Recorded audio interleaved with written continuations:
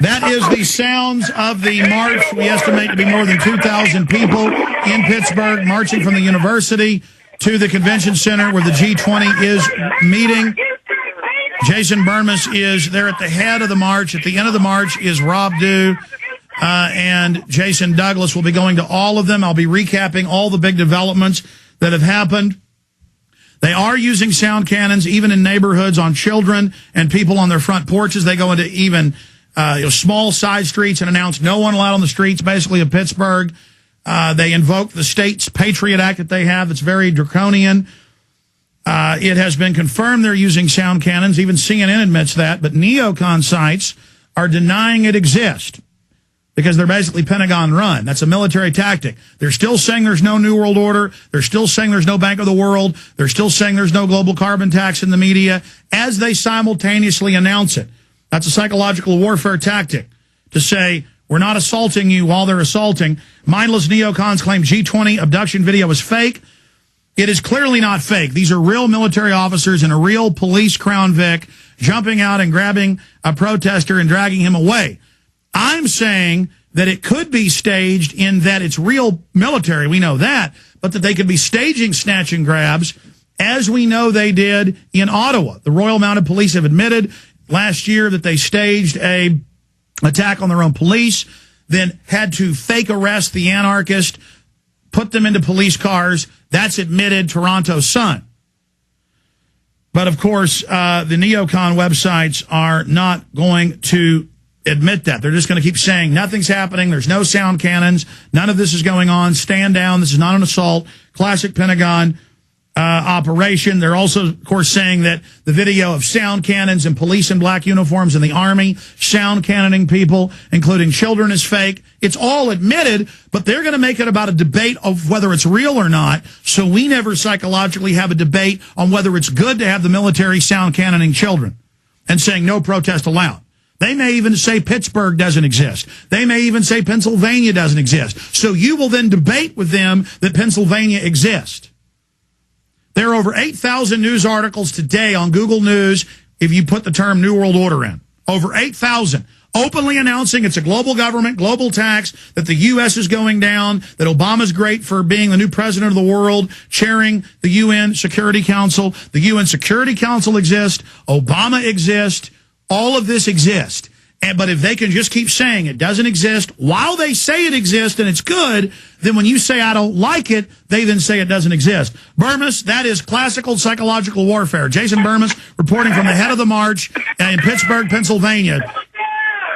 Yes, sir. Right now it looks like a little over 2,000 people.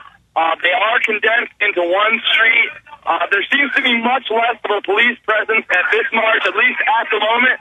We're not really anywhere near downtown Pittsburgh yet, so we'll see what happens as we approach it if they let us go over into the downtown area. I highly doubt it.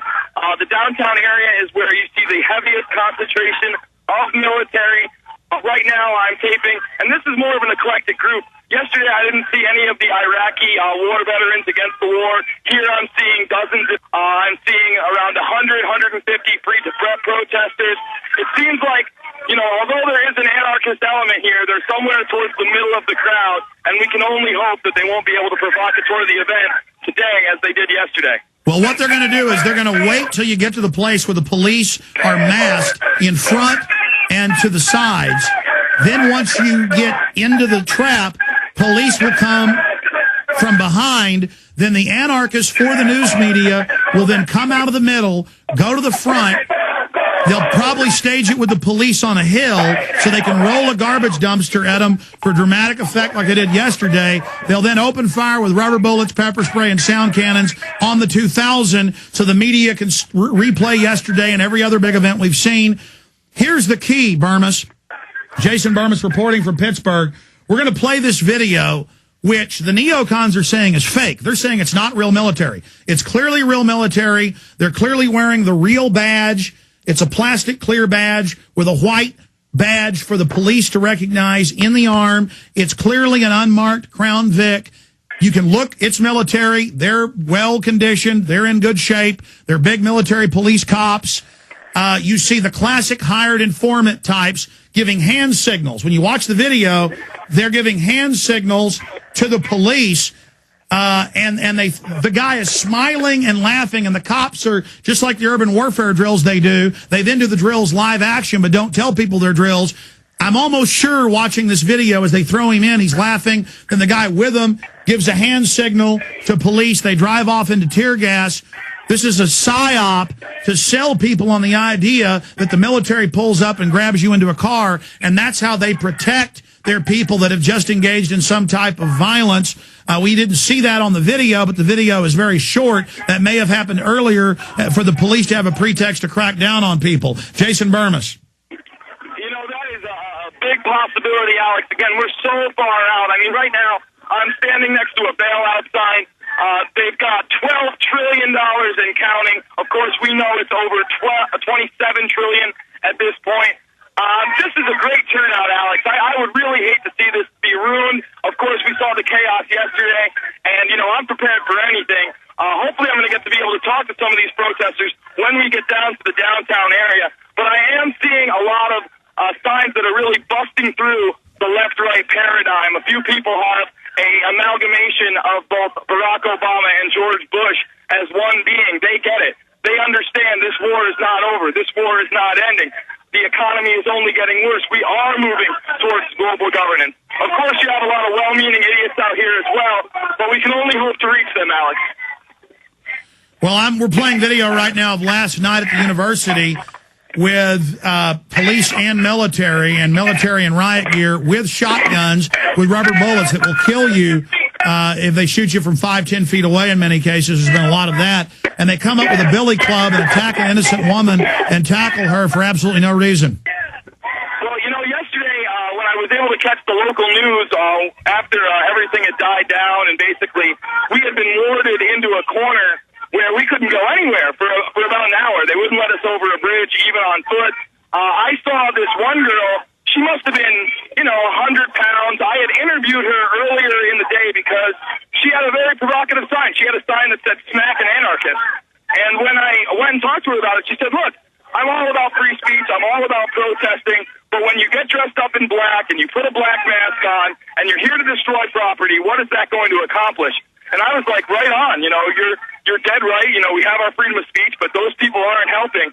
And that's the girl they arrest. This girl with a sign who was out there on her own trying to exercise her free speech and enlighten people to the fact that, listen, you don't need to, dress in all black and think you're a tough guy and follow along with the provocateurs. For instance, Cindy Sheehan actually went to the anarchist meeting the night before yesterday's protest and was kicked out. They didn't want her there. They don't want legitimate voices amongst them because they know they control the idiot masses. Well, I'm watching the video of the guy that was arrested by the police after the military grabbed the one guy, and this looks fake to me. Clearly, with the other guy, it is fake. But if this person isn't an operative, he needs to later contact us and explain to us what happened. But talking to Douglas, talking to you, Burmis, Douglas has said it clearly looks staged with what he's seen. What do you think of these anarchists? Well, I think a lot of them are just well-meaning idiots. However, the people in charge, the people that are directing them, obviously have an agenda. I got an interview with about 20 of the anarchists yesterday prior to the march. And, it was idiocy. I'm like, well, what your group is called what? And they were like, Team Space Bag. And I'm like, what does Team Space Bag even mean? And no one could tell me. They all just gave me a dumb look. They're just like, anarchy. And they said some other vulgar things, but none of the issues were being discussed. They had no other objective other than to be there and try to rebel against something they know nothing about. Well, that's how it works, is that we've been at In the Fed protests and other places, and these anarchists will come in who are well-spoken, in good shape, and they'll say, come on, let's cause trouble, let's do something bad. And then In the Fed protesters have caught them later going, yeah, we can't get these people to even jaywalk. What are we going to do? And over again, the feds have been caught provocateuring, state police have been caught going into meetings and getting maybe 1 out of 1,000 people in a warehouse